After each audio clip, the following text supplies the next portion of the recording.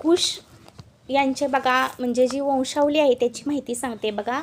तर म्हणजे रामाचं जे नातू बघा म्हणजे कुश यांचा जो पुत्र होता तो अतिती, आणि हे जे अतिती होते म्हणजे कुशचाच वंश पुढे वाढलेला आहे बघा. त्यांचा पुत्र हा अतिती आहे आणि तो एक म्हणजे असा कुशल राजा होता किंवा वीर राजा होता, आणि त्याने अयोध्येसाठी बघा म्हणजे पूर्वजांचा गौरव वाढवलेला आहे.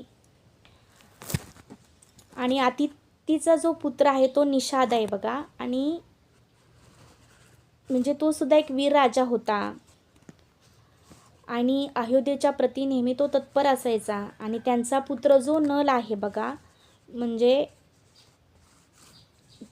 त्याला राजपाटामध्ये आवड नव्हती, आणि म्हणून बघा म्हणजे तो ऋषीमुनींच्या बरोबर वनामध्ये तपस्या करण्यासाठी निघून गेले. आणि नंतर बघा त्यांचा जो मुलगा होता, पुत्र होता नभ, यांना बघा 12 वर्षाचा असतानाच म्हणजे सिंहासनावर राजा म्हणून घोषित केलं.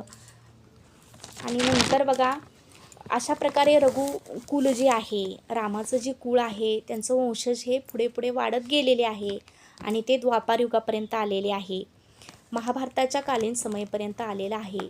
तर शेवट बघा राजा रघुकुलातील बृहद्बल हे होते आणि ते एक दयाळू शासक होते आणि एक साहसी योद्धा होते.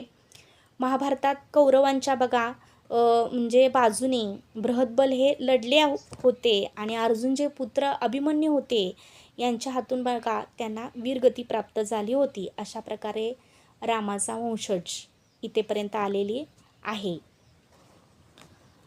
धन्यवाद.